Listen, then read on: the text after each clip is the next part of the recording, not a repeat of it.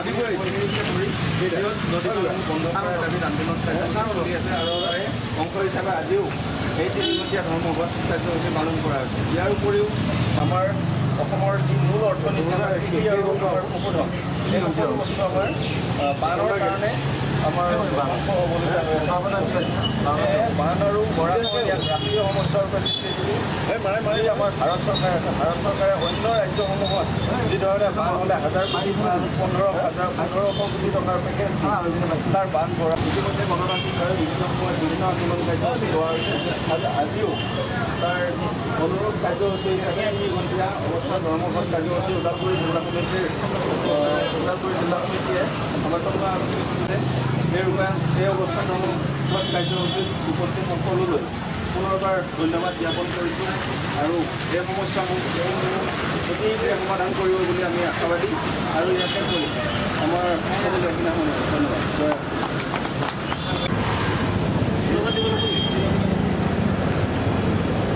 অসম জাতীয়তাবাদী যুৱ ছাত্ৰ পৰিষদৰ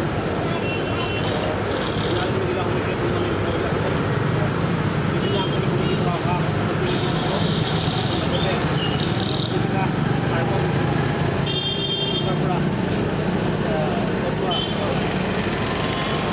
প্ৰতিনিধিসকল আৰু সংবাদ বন্ধুসকল, আজি গোটেই অসমজুৰি অসম জাতীয়তাবাদী যুৱ ছাত্ৰ পৰিষদৰ জিলা সমিতিবিলাকৰ উদ্যোগত বৃহৎ নদীবান্ধ বন্ধ ৰখাৰ দাবী আৰু লগতে অসমৰ যি ভয়াৱহ বান পৰিস্থিতি, অসমৰ বানপানী সমস্যা আৰু গৰাখহনীয়া সমস্যা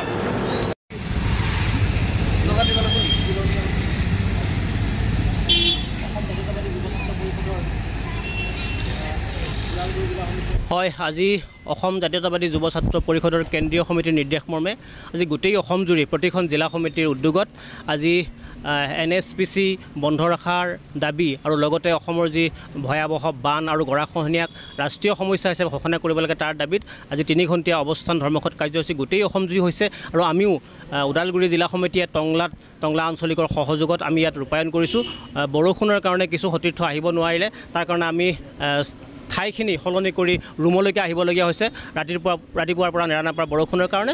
আৰু জাতীয়তাবাদী যুৱ ছাত্ৰ পৰিষদে প্ৰায় 4টা দশকে এটা কথাই কৈ আহিছে যে অসমৰ ভয়াৱহ যি বান আৰু ইয়াৰ পিছত যি গৰাখহনীয়াৰ কাৰণে সৰ্বশান্ত আৰু সৰ্বসাধাৰণ ৰাইজ হ'ব লগা হৈছে। আৰু তাৰ কাৰণে জাতীয়তাবাদী যুৱ ছাত্ৰ পৰিষদে কৈছে যে অসমৰ সম্পদবিলাক যদি ৰাষ্ট্ৰীয় সম্পদ হয়, অসমৰ সমস্যাবিলাক ৰাষ্ট্ৰীয় সমস্যা কিয় নহয়। আৰু সেইকাৰণে 1978 চনৰ 12 মাৰ্চতে জন্ম লাভ কৰা অসম জাতীয়তাবাদী যুৱ ছাত্ৰ পৰিষদে প্ৰতিনিয়ত সদায় কৈ আহিছে যে অসমৰ বানপানী সমস্যাক ৰাষ্ট্ৰীয় সমস্যা হিচাপে ঘোষণা কৰিব লাগে আৰু ৰাষ্ট্ৰীয় সমস্যাৰ কাৰণে যিবিলাক পুঁজি আবণ্টন হয়, যিবিলাক পুঁজি নিৰ্ধাৰণ কৰা হয়, এই পুঁজিবিলাক ৰাজ্য চৰকাৰে পাব লাগে। কিন্তু কেন্দ্ৰীয় চৰকাৰে হওক বা ৰাজ্য চৰকাৰে হওক, কোনো এখন চৰকাৰে কিন্তু এই বিষয়ত কোনো ধৰণৰ গুৰুত্বপূৰ্ণ ভূমিকা লোৱা দেখা নাযায়। আৰু আমি এটা কথাই কৈ আহিছোঁ যে NSPC পৰা ভয়াৱহতা কিমান। আজি কম দিনতে আপোনালোকে কেইদিনমান আগতে হোৱা বানৰ যে ৰঙানদী বানৰ পানী এৰি দিয়াৰ ফলত কিমান গাঁও প্লাবিত হ'ল, কিমান লোক ক্ষতিগ্ৰস্ত হ'ল, আচলতে কিমান লোকৰ মৃত্যু হ'ল, এই কথাবিলাক আচলতে কোনে গুৰুত্ব দিয়া নাই। আমি জাতীয়তাবাদী যুৱ ছাত্ৰ পৰিষদে এটা কথাই কৈছোঁ যে ৰঙানদীৰ বান্ধত 200 মেগাৱাটৰ সেই বান্ধটো এৰি দিয়াৰ ফলতে যিখিনি ভয়াৱহ সৃষ্টি হৈছে, গতিকে 2000 মেগাৱাটৰ যিটো NSPC যিটো আছে, নামনি সোৱণশিৰি জলবিদ্যুৎ যিটো প্ৰকল্প আছে, এই প্ৰকল্পটো কিবা কাৰণত যদি ভাঙি যায় কি ভয়াৱহ পৰিস্থিতিৰ সৃষ্টি হ'ব। গতিকে নদীবান্ধ বন্ধ ৰাখিব লাগে আৰু এই কাৰণে আমি জাতীয়তাবাদী যুৱ ছাত্ৰ পৰিষদে আজি গোটেই অসমজুৰি কাৰ্যসূচী ৰূপায়ণ কৰিছোঁ আৰু আজি এই কাৰ্যসূচীৰ শেষত আমি স্মাৰক পত্ৰ প্ৰধানমন্ত্ৰীলৈকে প্ৰেৰণ কৰিম। আৰু আমাৰ দাবী NSPC নদীবান্ধ সোনকালে বন্ধ হ'ব লাগে আৰু বান গৰাখহনীয়া ৰাষ্ট্ৰীয় সমস্যা হিচাপে ঘোষণা হ'ব লাগে। নিশ্চয় আজি অসম জাতীয়তাবাদী যুৱ ছাত্ৰ পৰিষদৰ সমগ্ৰ অসমৰ লগতে আমি ওদালগুৰি জিলা সমিতিৰ উদ্যোগত আমি টংলা আঞ্চলিক সমিতিয়েও সহযোগ কৰিছোঁ যে যি বৃহৎ নদীবান্ধ প্ৰকল্প নিৰ্মাণ কৰি আছে, তাৰ ফলত যি বানপানীৰ সৃষ্টি হৈছে, যাৰ ফলত অসমৰ জনসাধাৰণৰ কিমান ক্ষয়ক্ষতি, এই বানপানীৰ লগতে মানুহৰ স্কুলৰ সমস্যা, খাদ্যৰ সমস্যা, বিভিন্ন সমস্যাত জৰ্জৰিত হৈ আছে।